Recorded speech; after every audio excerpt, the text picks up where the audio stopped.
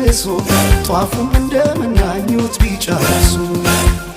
ወንጌል መነኮሱ በልጅነታቸው ማር እስከ ጧፉ ነው ዓለም ቢነዳቸው አንቺ ፍቅር ጥጌ ወደነሽ በጣም